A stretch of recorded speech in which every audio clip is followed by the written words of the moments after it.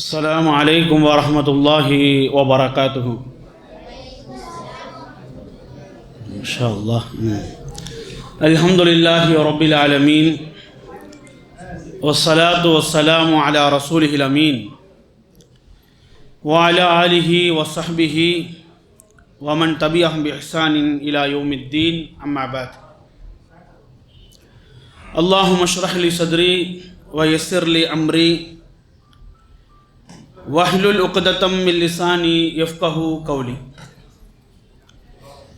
கண்ணியத்திற்குரிய பெரியவர்களே, சகோதர சகோதரிகளே, அல்லாஹ்வின் பெரும் கிருபையினால் இந்த வருட ரமதான் மாதத்தின்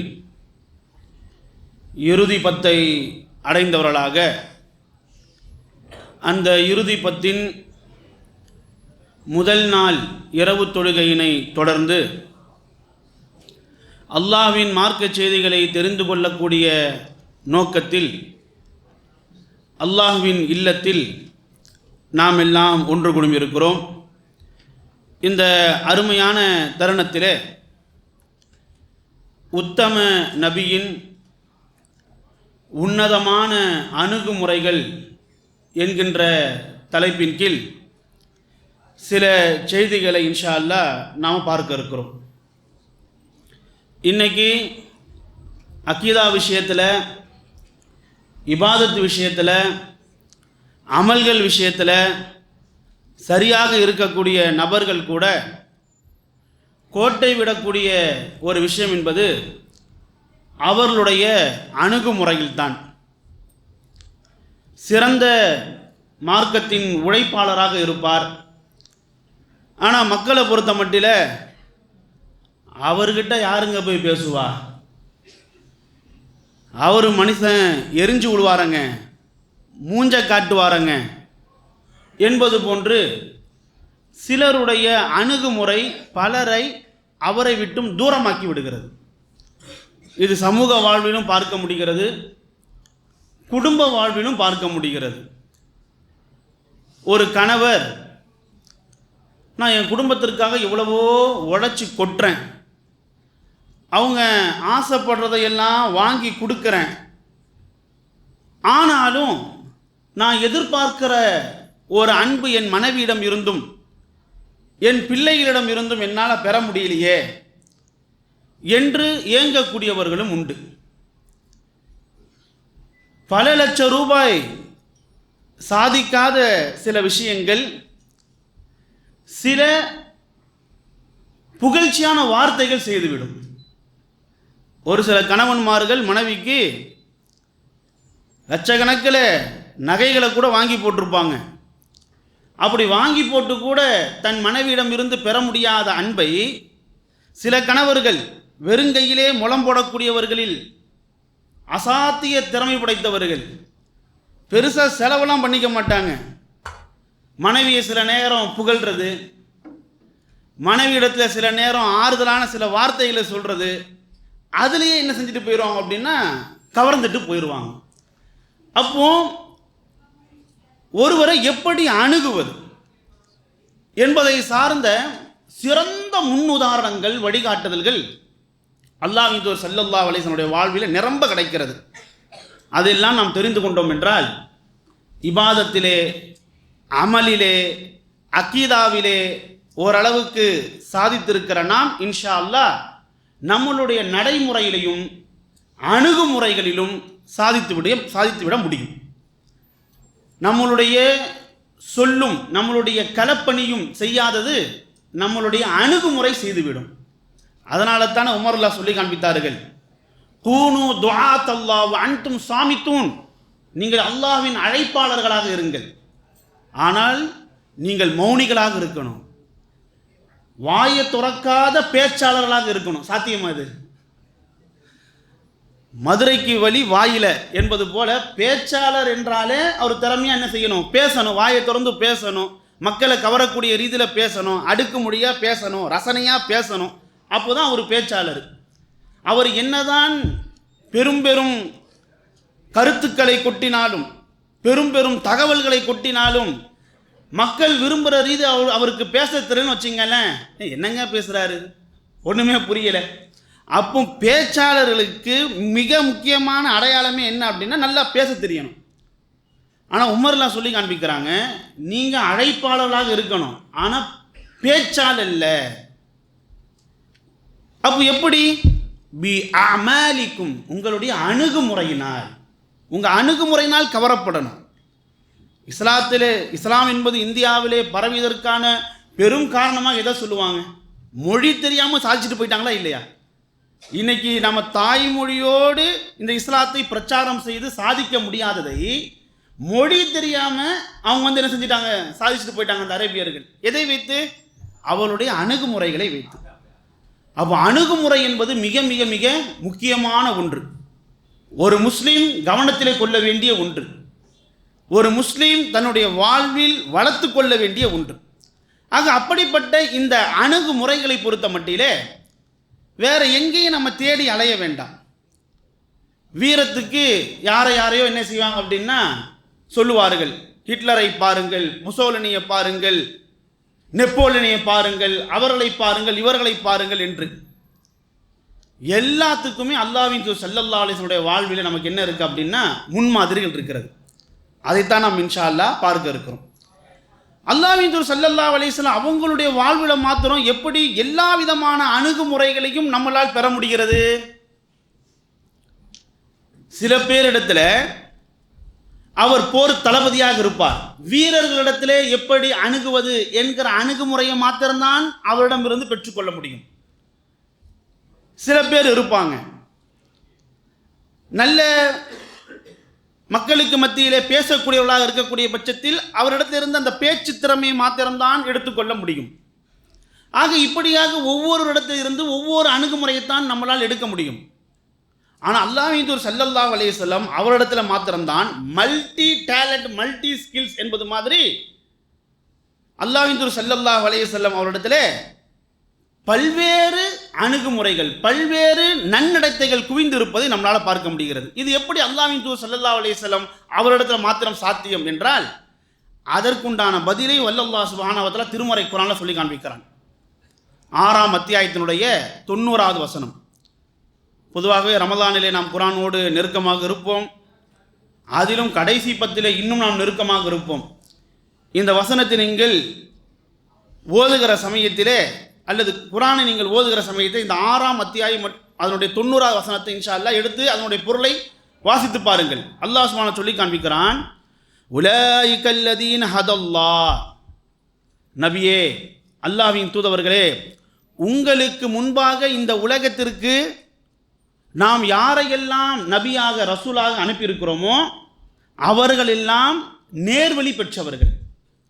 ஃபபி ஹுதாஹும் இக்ததி, எனவே அவர்களுடைய அந்த நேர் வழியை, அவர்கள் எப்படி நடந்தார்களோ வாழ்ந்தார்களோ எப்படி மக்களை அணுகினார்களோ அதை உங்களுடைய வாழ்வில் நீங்கள் கடைபிடித்துக் கொள்ளுங்கள் என்பதாக அல்லாஹ்வின் தூதர் ஸல்லல்லாஹு அலைஹி வஸல்லம் அவர்களுக்கு அல்லாஹ் சுப்ஹானஹு வ தஆலா இந்த வசனத்தை கட்டளையிடுகிறான். உங்களுக்கு முன்பாக இந்த உலகத்தில் லட்சோபலட்ச நபிமார்கள் அனுப்பப்பட்டிருக்கிறார்கள். அதிலே சிறப்பு மிக்க சில நபிமார்களுடைய வரலாறை, வாழ்வை நாம் உங்களுக்கு சொல்லியிருக்கிறோம். அவர்களுடைய வாழ்விலிருந்து பாடங்களையும் படிப்பினைகளையும் பெற்று உங்களுடைய வாழ்வை நீங்கள் மேம்படுத்திக் கொள்ளுங்கள் என்பதாக அல்லாஹ் சுப்ஹானஹு சொல்லி காண்பிக்கிறான். அப்போ நபியின் வாழ்வு என்பது பல நபிமார்களுடைய வாழ்வின் மொத்த ரூபமாக இருக்கிறது. இப்ராஹிம் அலைஹிஸ்ஸலாம் அவருடைய வாழ்விலே இருந்து தௌஹீதின் உறுதிப்பாட்டை அல்லாஹ் நபிகள் நாயகம் ஸல்லல்லாஹு அலைஹி வஸல்லம் எடுத்துக்கொண்டார்கள். மூசா அலைஹிஸ்ஸலாம் அவருடைய வாழ்விலே இருந்து என்னதான் எதிரிகளிடம் இருந்து எதிர்ப்பு வந்தாலும் பின்வாங்காத உறுதியான மனநிலையை எடுத்துக்கொண்டார்கள். நூஹ் அலைஹிஸ்ஸலாம் அவரிடம் இருந்து எத்தனை காலம் தொடர்ந்தாலும் தாவா பணியில் பின்வாங்கக்கூடாது. 950 வருஷம் ஆனாலும் மக்களுக்கு மத்தியில் நின்று பிரச்சாரம் செய்தார்கள். அப்படிப்பட்ட அந்த நூஹ் அலைஹிஸ்ஸலாம் அவர்களுக்கு முன்னால் நாம் எல்லாம் எம்மாத்திரம் என்கின்ற அடிப்படையில் தாவா களத்தில் காலங்கள் எடுக்கும். உடனே மக்கள் திருந்தி விட மாட்டார்கள். பொறுக்கணும். தாவா பணியில் பொறுமையை மேற்கொள்ளணும். தாவாவில் பலவிதமான மக்கள் நம்ம சந்திக்க வேண்டியிருக்கும். அப்போ நூஹ் அலைஹிஸ்ஸலாமுடைய வாழ்விலிருந்து தாவா களத்திலே எப்படி பின்வாங்காமல் உறுதியாக இருக்கிறது. லூத் அலைஹிஸ்ஸலாம் அவருடைய வாழ்விலே இருந்து எத்தனை எதிர்ப்புகள் வந்தாலும் விருந்தினர்களை, நம்மளை நம்பி வந்தவர்களை விட்டுவிடக்கூடாது. அப்படி தானே? லூத் அலைஹிஸ்ஸலாமுடைய விருந்தினர்களாக வானவர்கள் வந்திருக்கக்கூடிய சமயத்தில் லூத் அலைஹிஸ்ஸலாமுடைய சமுதாயத்தவர்கள் அவரிடத்திலே வக்கிர புத்தியோடு அணுகிய சமயத்தில் லூத் அலைஹிஸ்ஸலாம் என்ன செஞ்சாங்க? தன்னுடைய மகள்களை கூட நீங்கள் திருமணம் செய்து கொள்ளுங்கள், இவர்களை விட்டு விடுங்கள். அப்போ தன்னை நம்பி வந்தவர்களை கடைசி மூச்சு வரைக்கும் நின்று காப்பாற்றணும். இதை லூத் அலைஹிஸ்ஸலாம் அவரிடமிருந்து பெற்றார்கள். ஆக இப்படியாக ஒவ்வொரு நபியிடம் இருந்தும் சிறந்த அணுகுமுறையை, சிறந்த முன்மாதிரியை அல்லாஹ்வின் தூதர் ஸல்லல்லாஹு அலைஹி வஸல்லம் பெற்று நன்னடத்தைகளின் நல்ல அணுகுமுறைகளின் கிடங்காக ஊற்றாக அல்லாஹ்வின் தூதர் ஸல்லல்லாஹு அலைஹி வஸல்லம் மாறி போனார்கள். அதனால தான் அல்லாஹ் சுப்ஹானஹு வ தஆலா அவனே சான்றளிக்கிறான், வ இன்னக லஅலா ஹுலுகின் அதீம், நபியே நீர் மகத்தான நன்னடத்தை உடையவராக இருக்கிறீர். முதல்ல அல்லாஹ் என்ன சொல்கிறான்? ஒவ்வொரு நபியிடம் இருந்தும் நீங்கள் என்ன செஞ்சுக்கிடுங்க, நன்னடத்தை கற்றுக்கொள்ளுங்கள், அணுகுமுறையை கற்றுக்கொள்ளுங்கள் என்று சொன்ன அல்லாஹ் சுப்ஹானஹு வ தஆலா இந்த வசனத்தை என்ன சொல்லி காண்பிக்கிறான்? நபியே நீர் மகத்தான நன்னடத்தை உடையவராக இருக்கிறீர் என்பதாக வல்ல அல்லாஹ் சுப்ஹானஹு வ தஆலாவை சாட்சியளிக்கக்கூடிய அளவிற்கு நபிகள் நாயகம் ஸல்லல்லாஹு அலைஹி வஸல்லம் அவர்கள் நன்னடத்தையிலே, அணுகுமுறையிலே மேம்பட்டவர்களாக மாறிப்போனார்கள். அல்லாஹ்வின் தூதர் ஸல்லல்லாஹு அலைஹி வஸல்லம் அவர்களின் அணுகுமுறைக்கு அல்லாஹ் மாத்திரம் சாட்சியளிக்கல. அல்லாஹ்வின் தூதர் ஸல்லல்லாஹு அலைஹி வஸல்லம் அந்த அணுகுமுறைக்கு, நன்னடத்தைக்கு, நல்ல குணத்திற்கு நபிகள் நாயகம் ஸல்லல்லாஹு அலைஹி வஸல்லம் அவர்களை யாரெல்லாம் சந்தித்திருக்கிறார்களோ எல்லாருமே சாட்சியளிச்சிருக்கிறாங்க. உதாரணத்திற்கு நபிகள் நாயகம் ஸல்லல்லாஹு அலைஹி வஸல்லம் அவர்களின் மனைவிமார்களில் ஒரு மனைவி தான் யார் அப்படின்னா சஃபியா ரலியல்லாஹு அன்ஹா. நபி ஸல்லல்லாஹு அலைஹி வஸல்லம் 11 மனைவிமார்களில் ஒரு மனைவி தான் யார்? சஃபியா ரலியல்லாஹு அன்ஹா. இந்த சஃபியா ரலியல்லாஹு அன்ஹா அவங்க சொல்கிறாங்க பாருங்க, மா ரஐது அஹ்ஸன ஹுலுகன் மின் ரசூலில்லாஹி ஸல்லல்லாஹு அலைஹி வஸல்லம், அல்லாஹ்வின் தூதர் ஸல்லல்லாஹு அலைஹி வஸல்லம் அவர்களை காட்டிலும் மிக நன்னடத்தை உள்ள ஒரு நபரை நான் கண்டதே இல்லை. அல்லாஹ்வின் தூதர் ஸல்லல்லாஹு அலைஹி வஸல்லம் அவர்களை காட்டிலும் மிகுந்த நன்னடத்தை உள்ள ஒரு நபரை நான் கண்டதே இல்லை என்று நபிகள் நாயகம் ஸல்லல்லாஹு அலைஹி வஸல்லம் அவருடைய மனைவியான சஃபியா ரலியல்லாஹு அன்ஹா சொல்லி காண்பிக்கிறாங்க. சில பேருக்கு தோணலாம், ரசூலுல்லாஹி அலைஹி வஸல்லம் மனைவிமார்களில் ஒரு மனைவி ரசூலுல்லாஹி அலைஹி வஸல்லம் அவர்களை இப்படி புகழ்ந்து சொல்வதில் என்ன பெருமை என்று சில பேர் யோசித்தாங்க என்றால், நபிகள் நாயகம் ஸல்லல்லாஹு அலைஹி வஸல்லம் அவர்களை பொறுத்த மட்டிலே சஃபியா ரலியல்லாஹு அன்ஹா அவர்களை எப்போ திருமணம் செய்கிறாங்க அப்படின்னா கிட்டத்தட்ட ஹிஜ்ரி 7ஆம் வருடம் தான் திருமணம் செய்கிறாங்க. சஃபியா ரலியல்லாஹு அன்ஹா அவர்களுக்கு முன்பாக பல மனைவிமார்களை நபிகள் நாயகம் ஸல்லல்லாஹு அலைஹி வஸல்லம் திருமணம் செய்திருக்கிறாங்க. நபிகள் நாயகம் ஸல்லல்லாஹு அலைஹி வஸல்லம் அவருடைய பிற்காலத்தில் கிட்டத்தட்ட ஹிஜ்ரி 7ஆம் வருடம் தான் சஃபியா ரலியல்லாஹு அன்ஹா அவர்களை நபிகள் நாயகம் ஸல்லல்லாஹு அலைஹி வஸல்லம் திருமணம் செய்கிறாங்க. அப்போ அந்த சஃபியா ரலியல்லாஹு அன்ஹா ஒரு கொஞ்ச காலம்தான் நபிகள் நாயகம் ஸல்லல்லாஹு அலைஹி வஸல்லம் அவர்களோடு வாழ்ந்திருக்கக்கூடிய இடைப்பட்ட காலத்தில், ஒரு 3 வருஷம், ஒரு 4 வருஷம், இப்படி இடைப்பட்ட ஒரு குறுகிய காலத்திலே ரசூலுல்லாஹி அலைஹி வஸல்லம் அவர்களை குறித்து அவங்க சொல்கிறாங்க பாருங்க, ரசூல் ஸல்லல்லாஹு அலைஹி வஸல்லம் அவர்களை போன்ற ஒரு நன்னடத்தை உள்ள ஒரு நபரை நான் பார்த்ததே இல்லை அப்படின்ட்டு. சஃபியா ரலியல்லாஹு அன்ஹா யார் அப்படின்றத நம்ம முதல்ல தெரிஞ்சுக்கணும். சஃபியா ரலியல்லாஹு அன்ஹா இந்த வார்த்தையை சொல்லியிருக்கிறாங்க அப்படின்னா எப்படிப்பட்ட நன்னடத்தையை நபிகள் நாயகம் ஸல்லல்லாஹு அலைஹி வஸல்லம் அவருடைய வாழ்வில் அவர்கள் கண்டார்கள் என்பதை என்ன செய்யணும், நாம் புரியணும். சஃபியா ரலியல்லாஹு அன்ஹா யார் அப்படின்னா சாதாரண ஒரு பெண்மணி கிடையாது. ரசூலுல்லாஹி அலைஹி வஸல்லம் அவர்கள் பல பெண்களை திருமணம் செய்திருக்கிறாங்க. அதில் பல பெண்கள் விதவைகள், அவருடைய கணவன்மார்கள் போர்க்களத்திலே கொல்லப்பட்டவர்கள், இப்படியான பல பெண்கள் ரசூலுல்லாஹி திருமணம் முடிச்சிருக்கிறாங்க. ஆனால் அவர்களுக்கு மத்தியிலே சஃபியா ரலியல்லாஹு அன்ஹா என்பவங்க யார் அப்படின்னா ஹைபர் என்கிற பெரும் பகுதியின் மன்னனுடைய மகள் தான் யார்? சஃபியா. இங்கே நடக்கக்கூடிய ஒரு பெண்கள் கல்லூரியுடைய பேரோட என்னதான்? சஃபியா ரலியல்லாஹு குல்லியத்து சஃபியா தான். அப்போ அவங்களுடைய வரலாற்று பின்னணியாகத்தான் அந்த கல்லூரிக்கு கூட பேர் வைக்கப்பட்டிருக்கிறது. அப்போ இந்த சஃபியா ரலியல்லாஹு அன்ஹா என்பவங்க ஹைபர் பகுதியினுடைய இளவரசி. அவங்க யார்? சாதாரண ஒரு பெண்மணிலாம் கிடையாது. ஹைபர் பகுதியினுடைய இளவரசி. அவங்க ஒரு யூத இனத்தை சார்ந்தவங்க. நபிகள் நாயகம் ஸல்லல்லாஹு அலைஹி வஸல்லம் அவர்கள் ஹைபருக்கு எதிராக போர் தொடுக்க வேண்டும் என்று முடிவு செய்கிறார்கள். அதற்கு ஹைபருக்கு எதிராக படையும் என்ன செய்கிறாங்க, திரட்டிக்கிட்டு போகிறாங்க. ஹைபருக்கு எதிராக போர் தொடுக்கிறாங்க. ஹைபர் நபிகள் நாயகம் ஸல்லல்லாஹு அலைஹி வஸல்லம் அவர்களால் வெற்றி கொள்ளப்படவும் செய்கிறது. இந்த ஹைபர் யுத்தத்தில் சஃபியா ரலியல்லாஹு அன்ஹா அவங்களுடைய தந்தையார், அதாவது ஹைபர்னுடைய அரசர் கொல்லப்படுறார். சஃபியா ரலியல்லாஹு அன்ஹா அவங்களுடைய கணவர் அவரும் கொல்லப்படுறார். சஃபியா ரலியல்லாஹு அன்ஹா அவங்களுடைய சகோதரர் அவரும் என்ன செய்யப்படுறாரு, கொல்லப்படுறாரு. ஆக இப்படியாக சஃபியா ரலியல்லாஹு அன்ஹாவுடைய தந்தை, சஃபியா ரலியல்லாஹு அன்ஹாவுடைய கணவர், சஃபியா ரலியல்லாஹு அன்ஹாவுடைய சகோதரர் 3 பேருமே என்ன செய்யப்படுறாங்க, கொல்லப்படுறாங்க. எல்லாருமே இப்படி கொல்லப்பட்டு அந்த ஹைபருங்கிற பகுதி இஸ்லாமிய அதாவது சஹாபாக்களால் வீரர்களால் வெற்றி கொள்ளப்படுகிறது. அப்போ அந்த ஹைபர் என்பது இஸ்லாமிய ஆளுமைக்கு கீழ் நபிகள் நாயகம் ஸல்லல்லாஹு அலைஹி வஸல்லம் தலைமைக்கு என்ன செய்கிறது, அந்த ஹைபர் வருகிறது. அப்போ அப்படிப்பட்ட அந்த சூழலில் நபிகள் நாயகம் ஸல்லல்லாஹு அலைஹி வஸல்லம் வந்து என்ன செய்கிறாங்க அப்படின்னா சஃபியா ரலியல்லாஹு அன்ஹா அவங்கள பார்க்குறாங்க. சஃபியா ரலியல்லாஹு அன்ஹா அவங்கள பொறுத்தவரை சாதாரண ஒரு பெண்மணி கிடையாது, அந்த பகுதியினுடைய யார், இளவரசி. அப்போ அவங்களுக்கு உண்டான கண்ணியத்தை கொடுக்கணும் என்கின்ற அடிப்படையில் நபிகள் நாயகம் ஸல்லல்லாஹு அலைஹி வஸல்லம் என்ன செய்கிறாங்க அப்படின்னா அவங்களை இஸ்லாத்தை நோக்கி என்ன செய்கிறாங்க, அழைப்பு கொடுக்குறாங்க. அப்போ அவங்க இஸ்லாத்தை ஏற்கக்கூடிய சமயத்தில் அவங்கள அடிமையில் இருந்து விடுதலை செய்வதையே அவங்களுடைய மகராக ஆக்கிடுறாங்க. அவங்களுடைய மகர் என்னது, அவங்கள அடிமையிலிருந்து விடுதலை செய்கிறதே அவங்களுடைய மகராக ஆக்கி அவங்கள திருமணம் செய்து கொடுக்குறாங்க. அப்போ திருமணம் செய்து கொண்டதற்கு பிறகு அவங்க எங்கே வராங்க, மதீனாவுக்கு வராங்க. மதீனாவுக்கு வந்த சமயத்தில் அவங்களுக்கும் ஹப்ஸா ரலியல்லாஹு அன்ஹா அவர்களுக்கு மத்தியிலும் ஒரு இன்சிடென்ட் நடக்குது. ஹப்ஸா ரலியல்லாஹு யாரு, உமர்லாவுடைய மகளார், நபிகள் நாயகம் ஸல்லல்லாஹு அலைஹி வஸல்லம் அவர்களுடைய மனைவிமார்களில் ஒரு மனைவி. ஹப்ஸா ரலியல்லாஹு அன்ஹா அவர்களை நபிகள் நாயகம் ஸல்லல்லாஹு எப்போ திருமணம் செஞ்சாங்க, உஹது யுத்தத்திற்கு பிறகு திருமணம் செய்கிறாங்க. உஹது யுத்தத்திற்கு பிறகு திருமணம் செய்கிறாங்க.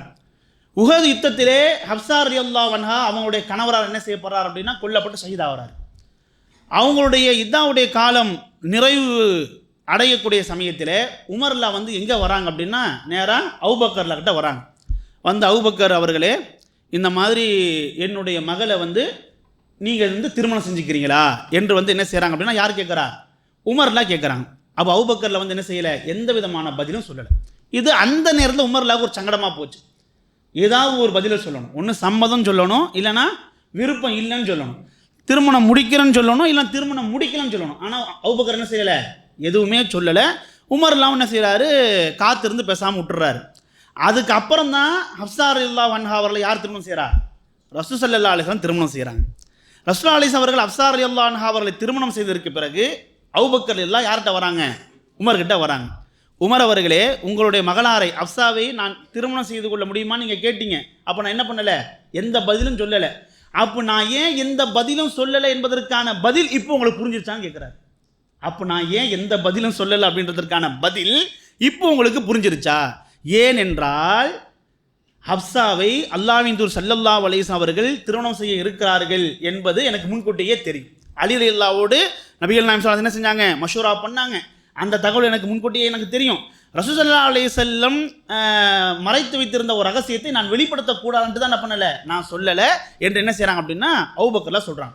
அப்போ அந்த அடிப்படையில் ஹப்ஸா ரலியல்லாஹுவை நபிகள் நாயகம் ஸல்லல்லாஹு அலைஹி வஸல்லம் அவர்கள் உஹது யுத்தத்திற்கு பிறகு என்ன செய்கிறாங்க, கல்யாணம் முடிக்கிறாங்க.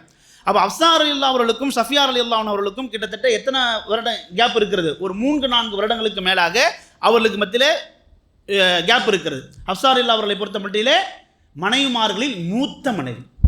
சஃபியா ரலியல்லாஹு அவர்களை காட்டிலும் ஹப்ஸா ரலியல்லாஹு யாரு, நபி ஸல்லல்லாஹு அலைஹி அவர்களுக்கு மூத்த மனைவி.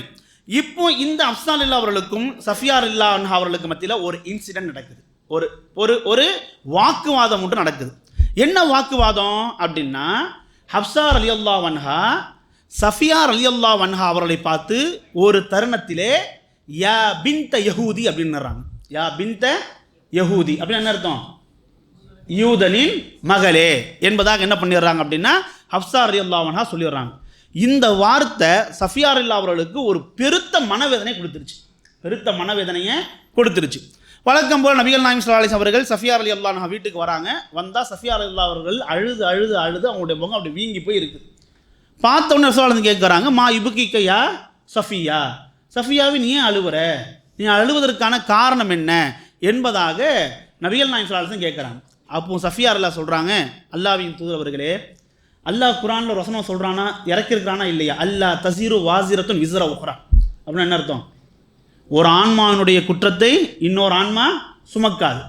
என்னுடைய தந்தை யூதர் தான், நான் ஒத்துக்கிறேன். என்னுடைய தந்தை உங்களுக்கு மிகப்பெரிய ஒரு எதிராளியாக செயல்பட்டவர் தான், நான் ஒத்துக்கிறேன்.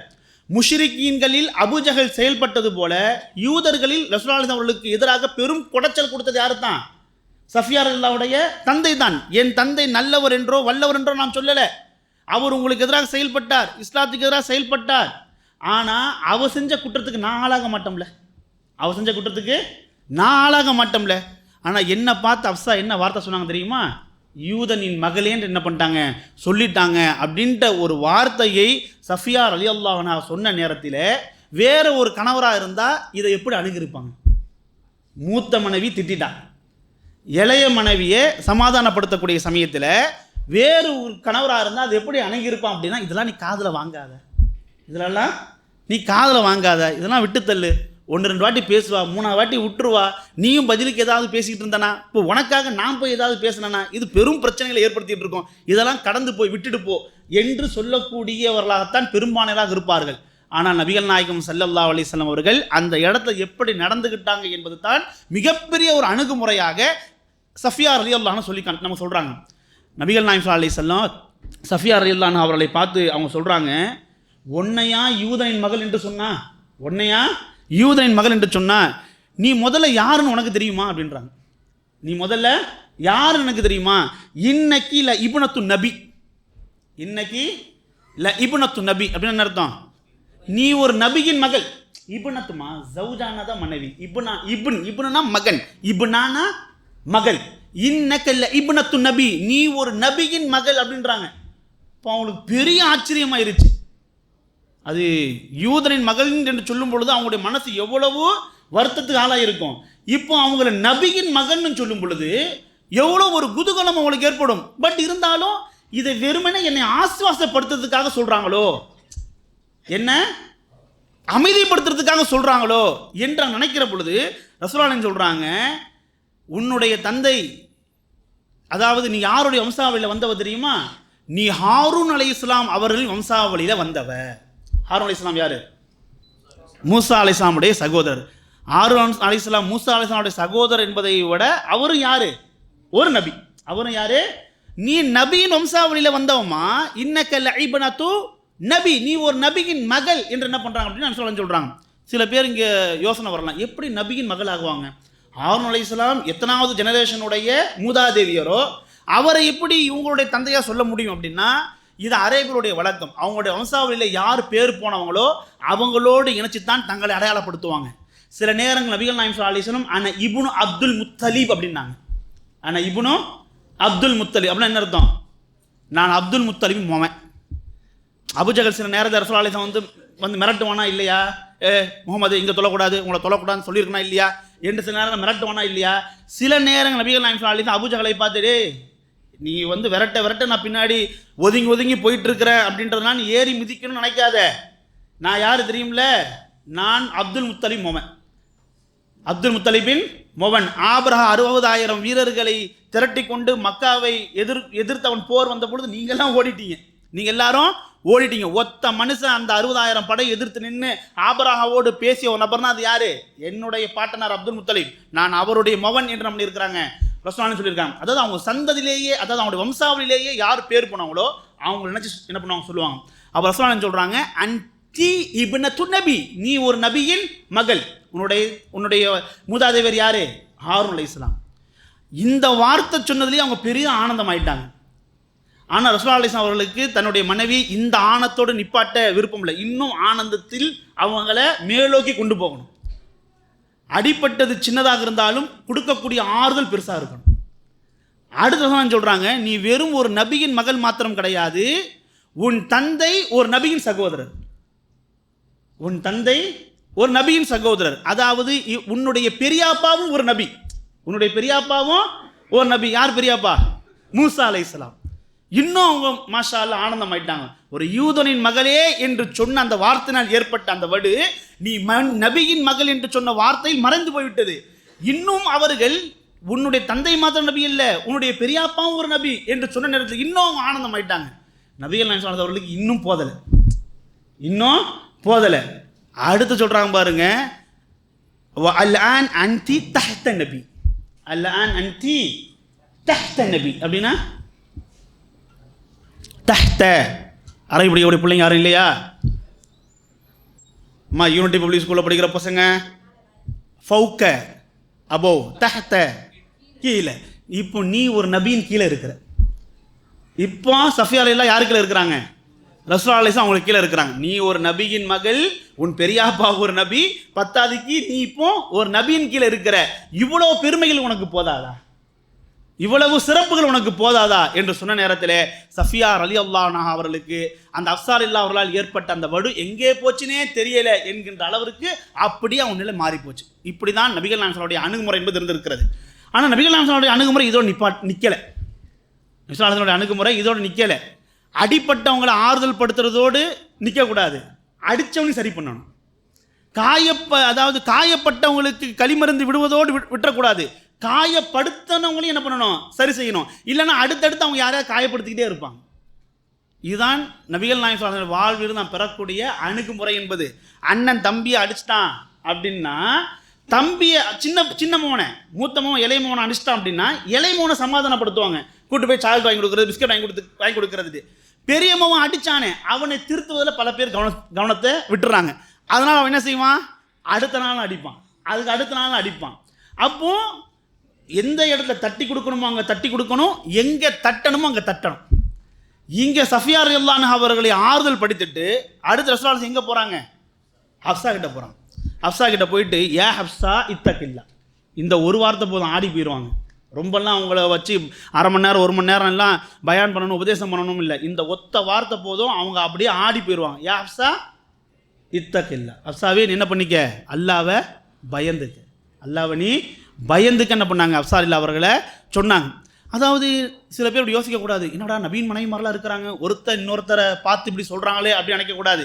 நபிசுல்லாஹி மனைவிமார்களை பொறுத்த மட்டிலே அவங்க தங்களுக்குள்ளே இப்படியான சில வார்த்தைகளை பேசிக்கொள்வது எதற்காக என்றால், நான் தான் அல்லாஹ்வின் தூதர் ஸல்லல்லாஹு அலைஹி வஸல்லம் அவர்களிடத்திலே உன்னை காட்டிலும் நெருக்கமாக இருக்கிறேன் என்று அவர்களுக்கு மத்தியில் இருக்கக்கூடிய செல்ல சண்டை. அது மனைவிமார்களுக்கு மத்தியில் இருக்கக்கூடிய இந்த சக்காலி சட்டை என்று சொல்லுவோம்ல, அந்த மாதிரி. இதை நம்ம என்ன செய்யக்கூடாது, வெளியில் இருந்தால் அதை தப்பாக பார்க்கக்கூடாது. அது பல நேரம் நடந்திருக்கு. ஜைனப் ரலியல்லாஹு சொல்லியிருக்காங்களா இல்லையா, மற்ற மனைவிமார்கள் எல்லாம் பார்த்து ஜைனப் ரலியல்லாஹு சொல்லி காண்பிக்கிறாங்க, உங்களை எல்லாம் உங்களுடைய குடும்பத்தார்கள் தான் ரசூலுல்லாஹி அலைஹி வஸல்லம் அவர்களுக்கு திருமணம் செஞ்சு வச்சாங்க. ஆனால் என்ன அப்படி இல்லை, என்னை நபி ஸல்லல்லாஹு அலைஹி வஸல்லம் அவர்களுக்கு திருமணம் செஞ்சு வச்சது யாரு, 7 வானங்களுக்கு மேலே இருக்கக்கூடிய அல்லாஹ்னு என்ன பண்ணாங்க, ஜைனப் ரலியல்லாஹு சொல்லி காண்பிக்கிறாங்க. ஆக இது மனைவிமார்களுக்கு மத்தியில் ஏற்படக்கூடிய சின்ன சண்டைகள், சரிங்களா. ஆனால் அந்த நேரத்தில் அஃசாரில்லா அவர்கள் ஏற்க முடியாத தடிப்பமான வார்த்தையை விட்டுட்டாங்க. ஹப்ஸாரில்லாவும் சாதாரணப்பட்ட பெண்மணிலாம் கிடையாது. இது வரைக்கும் நம்ம ஓதக்கூடிய இந்த குரான் முஸாஃப், இதுக்கு என்ன பேர், என்ன சிறப்பு, இது வரைக்கும் பேசிட்டு இருக்கிறோம். ரிவாயத்து ஹப்ஸ், மறுமை நாள் வரைக்கும் நாம் ஓதக்கூடிய இந்த குரான், இந்த முஸாஃப், அல்லாஹ் சுப்ஹானஹு வ தஆலா எப்படிப்பட்ட ஒரு இணைப்பை ஏற்படுத்தியிருக்கான்னு பாருங்க. ரிவாயத்து ஹப்ஸ் ரலியல்லாஹு அவர்களிடத்திலே கொடுக்கப்பட்டு அவங்க பாதுகாத்து அவங்க மூலமாக இந்த உலகம் முழுவதும் வியாபித்தது தான் இந்த குரானுடைய பிரதிகள். அஃசாரில்லா அவ்வளோ சிறப்புக்குரியவங்க. நபிகள் நாயகம் அவங்களுடைய ஹதீஸ் அஃசாரில்லா அவர்களை குறித்து வருகிறது, சவ்வாமா வ கவ்வாமா. அஃசாரில்லாவை போல நோன்பு ஒரு பெண்ணால் நோன்பு நோக்க முடியாது. அஃசாரில்லாவுக்கு ஈடாக ஒரு பெண்ணால் நோன்பு நோக்க முடியாது, அந்த அளவுக்கு உபரியான நோன்புகள் நோக்கக்கூடியவங்க. கவ்வாமானா நின்று வணங்கக்கூடியவங்க, கியாமுல்லைன்னு சொல்கிறோமா இல்லையா, அந்த அளவுக்கு இரவில் நின்று வணங்கக்கூடியவங்க. அப்போ அஃசாரில்லாவுக்கு இது மாதிரியான ஏராளமான சிறப்புகள் இருக்கிறது. ஆனால் ஏதோ ஒரு கட்டத்தில் அந்த மனைவிமார்களுக்கு மத்தியிலே ரசூலுல்லாஹி அலைஹி வஸல்லம் அவர்களோடு யார் அதிகமான நெருக்கமுடையவர்கள் என்பதை காட்டுவதற்காக, நிரூபிப்பதற்காக இது போன்ற என்ன செய்திருக்காங்க, சில நேரங்கள் நடந்திருக்கிறாங்க. ஆனால் அது கண்டிக்கத்தக்கதாக இருக்கக்கூடிய பட்சத்தில் நபிகள் நாயகம் ஸல்லல்லாஹு அலைஹி வஸல்லம் அவர்கள் அதை கண்டுக்காமல் போனதெல்லாம் இல்லை. அவர்கள் கண்டுக்காமலாம் போனதில்லை, வந்திருக்கிறாங்க. கனிவாக பேச வேண்டிய இடத்துல, ஆறுதல் கொடுக்க வேண்டிய இடத்துல, தட்டி கொடுக்க வேண்டிய இடத்துல தட்டி கொடுத்தாங்க, கண்டிக்க வேண்டிய இடத்துல தட்ட வேண்டிய இடத்துல போயிட்டு அஃசாரில்லா என்ன செஞ்சாங்க, எச்சரித்தாங்க.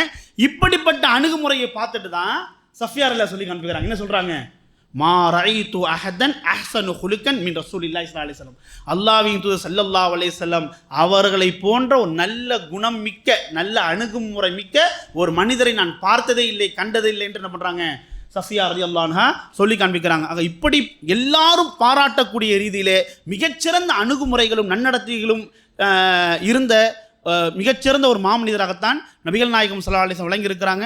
டைம் இருக்கா, டைம் புரிஞ்சா, சரி ஹைர்.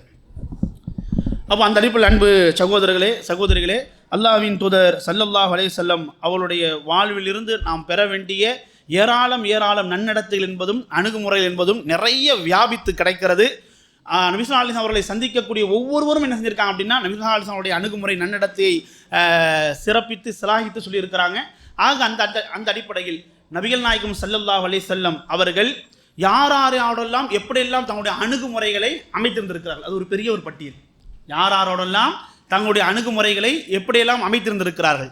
உதாரணத்திற்கு புதிதாக இஸ்லாத்தை ஏற்றவர்களோடு நபிகள் நாயகம் ஸல்லல்லாஹு அலைஹி வஸல்லம் அணுகுமுறை எப்படி இருந்திருக்கிறது, எதிரிகளோடு நபிகள் நாயகம் ஸல்லல்லாஹு அலைஹி வஸல்லம் அணுகுமுறைகள் என்பது எப்படி இருந்திருக்கிறது, நோயாளிகளோடு நபிகள் நாயகம் ஸல்லல்லாஹு அலைஹி வஸல்லம் அவருடைய அணுகுமுறை எப்படி இருந்திருக்கிறது, ஊனமுற்றவர்கள் அவர்களோடு நபிகள் நாயகம் ஸல்லல்லாஹு அலைஹி வஸல்லம் அணுகுமுறை என்பது எப்படி இருந்திருக்கிறது, பெண்களோடு நபிகள் நாயகம் ஸல்லல்லாஹு அலைஹி வஸல்லம் அவருடைய அணுகுமுறை என்பது எப்படி இருந்திருக்கிறது, விருந்தினர்களோடு நபிகள் நாயகம் ஸல்லல்லாஹு அலைஹி வஸல்லம் அணுகுமுறை என்பது எப்படி இருந்திருக்கிறது, மனைவிமார்களோடு நபிகள் நாயகம் ஸல்லல்லாஹு அலைஹி வஸல்லம் அணுகுமுறை என்பது எப்படி இருந்திருக்கிறது என்று நபிகள் நாயகம் ஸல்லல்லாஹு அலைஹி வஸல்லம் அவருடைய அணுகுமுறை என்பதே நாம் படிக்க வேண்டிய தெரிய வேண்டிய மிகப்பெரிய ஒரு பாடமாக இஸ்லாமிய கல்வியில் விரிந்திருப்பதை நம்மளால் பார்க்க முடிகிறது. முஆமலத்து நபி ஸல்லல்லாஹு அலைஹி வஸல்லம், நபிகள் நாயகம் ஸல்லல்லாஹு அலைஹி வஸல்லம் அணுகுமுறைகள் என்கின்ற அடிப்படையிலேயே இது பெரும் தகவல்களை உள்ளடக்கியதாக இருக்கிறது.